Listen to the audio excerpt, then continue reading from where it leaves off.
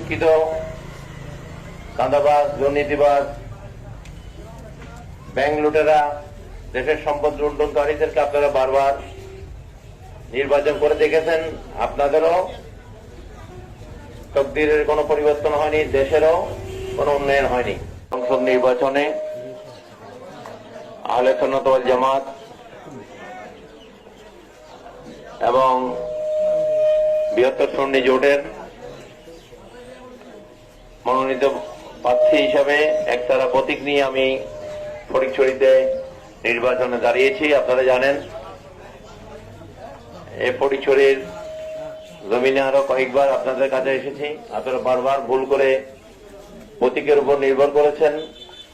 এবার অন্তত প্রতীক বাদ দিয়ে আপনারা ব্যক্তির এবং সুন্নি মতাদর্শকে প্রাধান্য দিয়ে আপনারা দেশ জাতির কল্যাণে, ফটিকছড়ির কল্যাণে আপনারা একতারায় ভোট দেবেন। বিশেষ করে আলোকিত মানুষ, শিক্ষিত মানুষকে আপনারা নির্বাচন করলে এলাকা শিক্ষিত হবে, আলোকিত হবে। আর অশিক্ষিত, চাঁদাবাজ, দুর্নীতিবাজ, ব্যাংক লুটেরা, দেশের সম্পদ লুণ্ঠনকারীদেরকে আপনারা বারবার নির্বাচন করে দেখেছেন। আপনাদেরও তকদিরের কোনো পরিবর্তন হয়নি, দেশেরও কোনো উন্নয়ন হয়নি। আল্লাহ রাব্বুল আলামিন পাক কোরআন শরীফে ইরশাদ করেন, যে জাতি নিজেরা নিজেদের পরিবর্তন করে না, নিজেরা নিজেদের ভালো চিন্তা করে কাজ করে না, আল্লাহ পাক তাদেরকে হেদায়েত করেন না। সুতরাং আমরা যদি বারবার আমরা ভুল জায়গায় যদি আমরা নিজেদের আমানতকে দিয়ে আমরা খেয়ানত করি, এটার জন্য আমরাই দুঃখ কষ্টে আমরা পড়েছি এবং পড়ব। আমি আশা করব এবার আপনারা প্রতীক নির্ভর না করে আলোকিত মানুষকে আপনারা ভোট দিবেন, ফটিকছড়িকে আলোকিত করবেন, যেন এই ফটিকছড়ি শিক্ষিতের হার থেকে শুরু করে এই যে এই ফটিকছড়ির প্রবাসীদের কল্যাণ, এই ফটিকছড়িতে শিক্ষার মান উন্নয়ন, এই ফটিকছড়িতে নারীদের শিক্ষা সহ তাদের কর্মসংস্থান এবং চাঁদাবাজ, দুর্নীতিবাজ মুক্ত ফটিকছড়ি আমরা দেখতে চাই। আপনারা আপনাদের আমানত যেটা ভোট, জনগণকে আমরা আহ্বান করছি আপনারা একটা প্রতীকে ভোট দিয়ে আহলে সুন্নাত ওয়াল জামাত এবং সুন্নি মতাদর্শকে আপনারা জয়যুক্ত করবেন। এই একতারা হচ্ছে আহলে সুন্নাত ওয়াল জামাতের প্রতীক, এই একতারা হচ্ছে সুন্নিয়তের প্রতীক, এই একতারা হচ্ছে ভাইভান্ডার শরীফের প্রতীক, এই একতারা হচ্ছে সাম্প্রদায়িক সম্প্রীতির প্রতীক, এই একতারা হচ্ছে বাংলাদেশের প্রতীক, এই একতারা হচ্ছে মুক্তিযুদ্ধের প্রতীক। কারণ এই একতারা বাংলাদেশের সংস্কৃতিকে ধারণ করে আছে, শিল্প সংস্কৃতিকে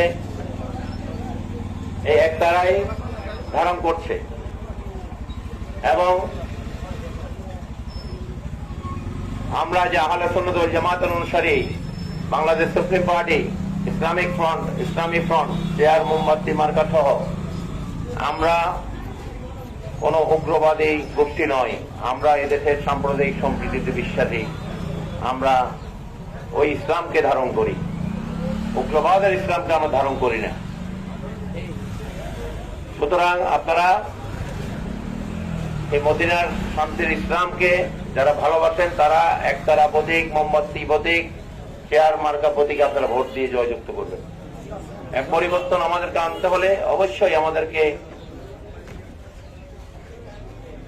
ভালো মানুষ, শিক্ষিত মানুষ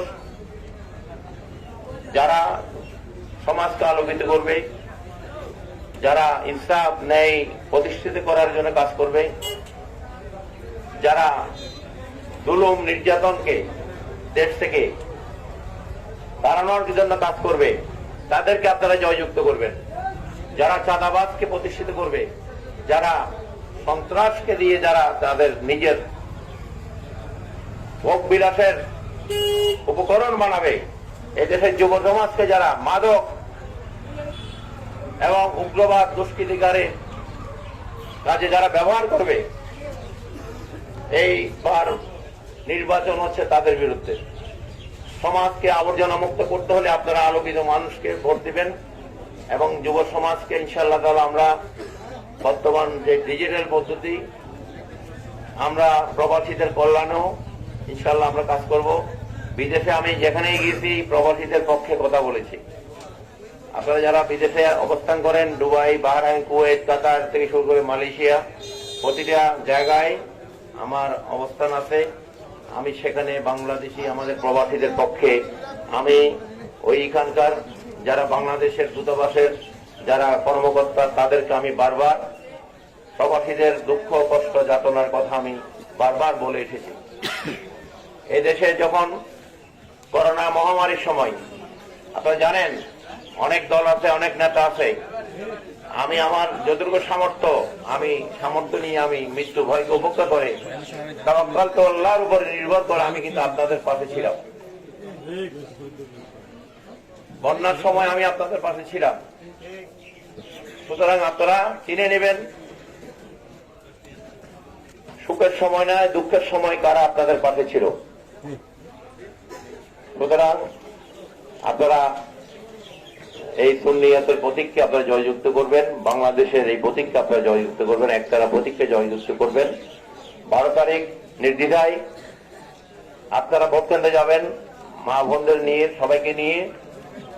এবার প্রশাসন নিরপেক্ষ থাকবে সেটা আমরা আশা করছি।